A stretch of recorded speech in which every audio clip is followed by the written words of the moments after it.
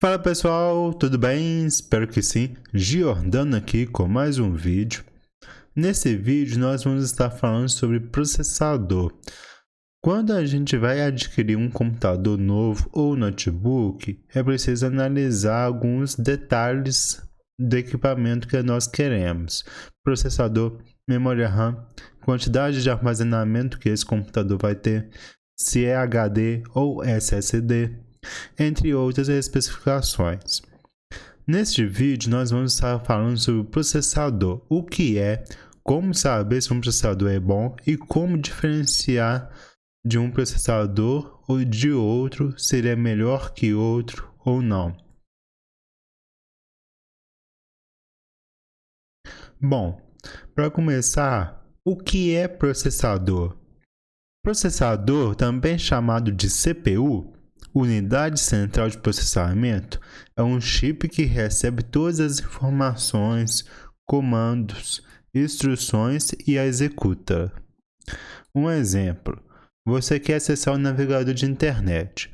Com o mouse você vai até o navegador, clica nele e então o processador vai acessar os dados armazenados na memória, irá processar os dados e então entregar o resultado, que é abrir o navegador.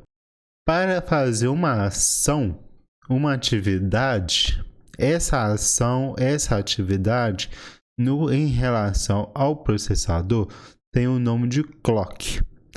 O clock, como já falei, é uma ação completa, uma atividade completa. Por exemplo, buscar dados na memória. Você quer acessar o navegador. Para acessar o navegador, o processador tem que ir lá na memória buscar aquele dado. A ação, o que o processador tem que fazer, que é buscar dado na memória, é uma ação, é um clock. O clock é o que determina a velocidade do processador, a quantidade de clocks que ele consegue realizar por segundo. Essa ação, esse clock, tem uma unidade de medida que atualmente é utilizada, o gigahertz, ou a sigla GHz, que representa 1 bilhão de pulsos por segundo. Um exemplo para você entender melhor é o seguinte: um processador que possui 3.2 GHz, ele possui a capacidade de realizar 3,2 bilhões de ciclos completos por segundo. Um número maior de gigahertz quer dizer uma velocidade de processamento maior. O clock define a velocidade do processador, mas existem outros fatores que interferem nisso. Um deles é núcleos de processamento.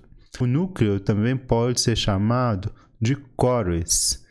É como se fosse braços para processador. Quanto mais núcleos, mais a ação podem ser processadas ao mesmo tempo. Antigamente, muito tempo atrás, processadores possuíam somente um núcleo. Caso você precisasse realizar duas ações, o processador tinha que fazer uma e depois a outra. Funcionava como se fosse uma fila. Uma ação chegava primeiro, o processador fazia ela. Aí chamava a próxima ação entrava, o processador processava aquela informação, aquela instrução e chamava a próxima. Com o desenvolvimento da tecnologia, os números de cores ou núcleos foram aumentando e assim o processador atualmente consegue realizar mais de uma ação ao mesmo tempo. O núcleo não aumenta o clock, não aumenta a velocidade do processador. Ele só faz com que o processador consiga realizar mais clocks ao mesmo tempo, ou seja, fazer mais ações ao mesmo tempo. Junto com o núcleo existe threads. O que é threads? Threads, para um bom entendimento, para facilitar, são como núcleos virtuais. Traduzindo para português, thread significa fio ou linha. Quer dizer que Cada ação é realizada por uma, em uma alta velocidade que chega a ser quase instantâneo. Tendo isso em mente, podemos dizer que processadores multithread são mais eficientes comparados aos outros, pois conseguem realizar várias ações ao mesmo tempo. Além do processador ter o núcleo, threads, clocks, ele possui uma coisa chamada memória cache. E aqui nós temos que entender o seguinte: o processador e a memória RAM trabalham juntos. Quando o processador precisa de certas informações, ele vai até a memória RAM para acessá-las. Conforme a tecnologia foi avançando, o processador passou a ter memória cache. Com isso, ele consegue armazenar informações que serão usadas diversas vezes nesse pequeno espaço para acessar o processamento, já que a memória cache é milhões de vezes mais rápida do que a memória RAM. Ela possibilita que o processador trabalhe com toda a capacidade e tenha um mínimo tempo ocioso. A memória cache é dividida em 3 níveis. Ela tem o nível L1, L2 e L3.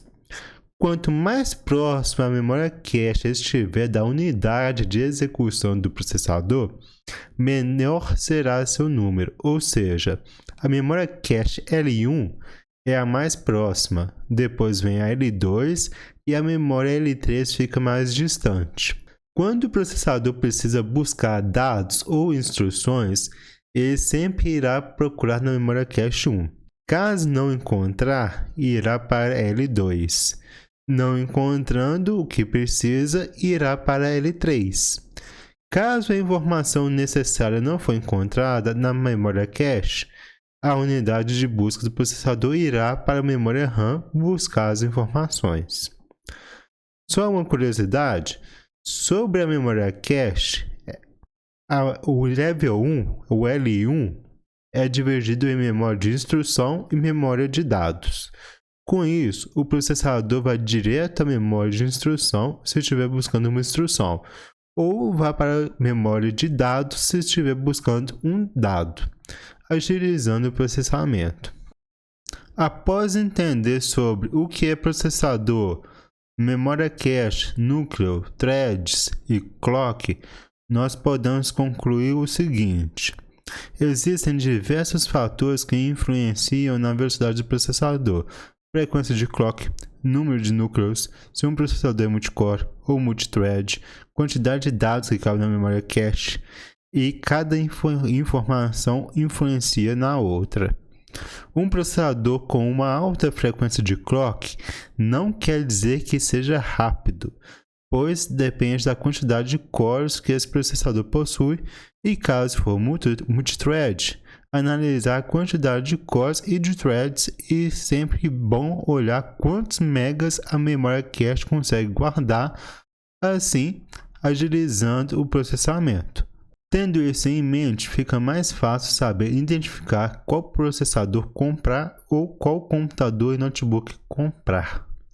Pessoal, eu espero terem gostado, eu espero terem entendido sobre processador. Isso é só o básico. Eu vou deixar um link na descrição onde explica muito mais coisas sobre o processador, tá bom? Podem estar acessando o site à vontade e lendo e indo aprendendo mais sobre o processador. Se inscreva no canal para mais vídeos como esse, deixe um like, compartilhe com os amigos. Vejo vocês na próxima.